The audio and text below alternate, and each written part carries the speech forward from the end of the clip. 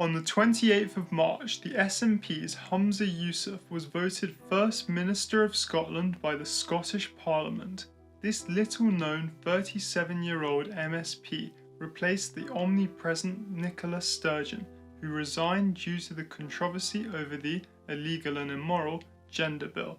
Notably, he is a practicing Muslim with worrying links to dangerous Islamists and questionable past behaviour. This video looks at why this presents a danger.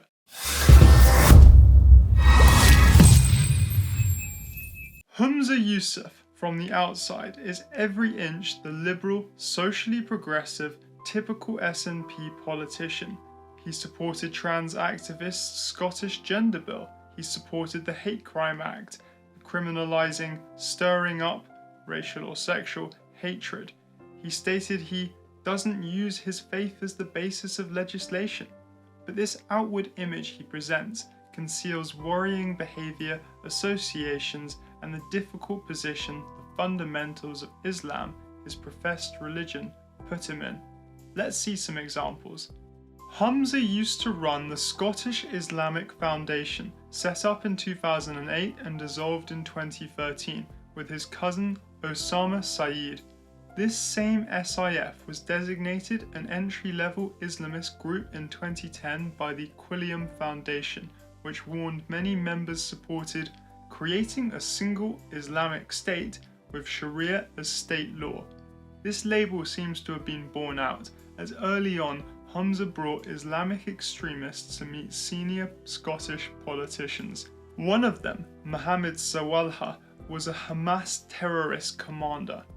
Yusuf then, in 2013, in his new position as SNP Minister for External Affairs, despite claiming his Islam doesn't affect his policy making, announced a £398,000 grant to Islamic Relief.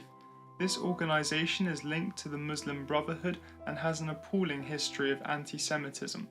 His association with his cousin Saeed, who in 2006 praised Al-Qaeda's Anwar al-Awlaki as preaching nothing but peace, is also highly questionable. Just in 2020, he famously tweeted his dreadful sadness at the death of a high-profile gangland drug dealer, which this channel suspects was simply due to his being a member of the same religion. Most suspiciously, in 2014, he missed the vote on gay marriage in Scotland, perhaps fearing his fundamentalist Muslim voters in Glasgow wouldn't approve, or perhaps he didn't even support it, despite his publicly affirmed LGBT credentials, and only grudgingly came round after. More than anything, there is an intractable problem which Hamza cannot make go away. It is impossible to reconcile liberalism and the fundamentals of Islam.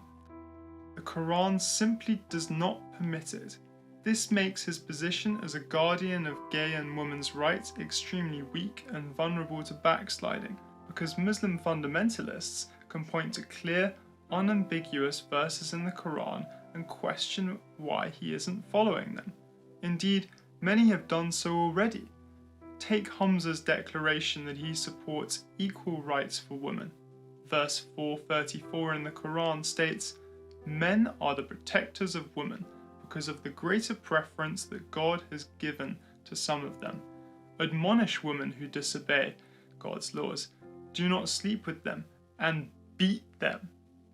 Also, verse 228, after decreeing that divorced women must wait 3 menstrual cycles before remarrying, states, "Women have benefits as well as responsibilities.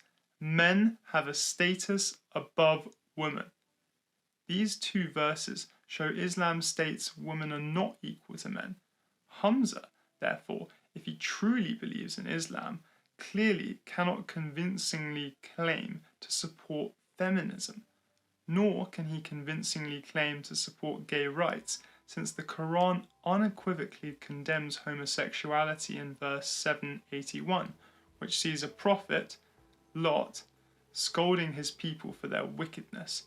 "You lust after men instead of women. You are certainly transgressors." This is the essential problem of the Muslim moderate. He is torn between his regressive ideology and his progressive ideals, and a cognitive dissonance results from his trying to hold irreconcilable beliefs. Why does this matter? Because Islam is a uniquely effective and insidious proselytizing religion. It is the only intellectual force in the world capable of challenging Western democratic liberalism, and at the helm of Scotland is a self-proclaimed follower of Islam who cannot be expected to withstand pernicious attempts by Islamists to make the UK into a Sharia nation. Understand that this is a long-term goal of theirs that is not close to succeeding, but in the short term, attacking freedom of speech by making criticism of Islam taboo is bearing fruit. The best recent example is the Hate Crime and Public Order Scotland Act 2021, which Hamza helped pass, and is accused of being an anti-blasphemy law in disguise due to the arbitrary vagueness of the offence of stirring up religious hatred. Actions like these come alongside regular calls by Islamic organisations to ban Islamophobia, which in most cases is simply criticism of Islam, and hysteria whipped up over minor incidents like an autistic schoolboy dropping a Quran accidentally this February. Finally, who a leader is just as important as what he does. The perception that a leader is weak on, unopposed to, or accepting of your ideology can embolden people, even if he technically changes nothing. Hence, in Brazil, the perception that Jair Bolsonaro cared little for the environment unleashed a wave of opportunistic rainforest exploiters, even if the laws themselves on Amazon land grabbing hadn't changed. The machinery of state, the civil service, become hesitant to apply laws that defend freedoms when they sense their executive is not behind them.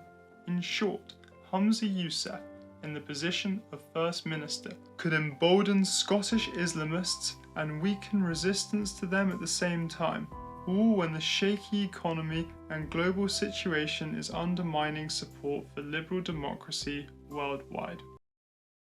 Please subscribe and like if you appreciated my musings, and have a good one.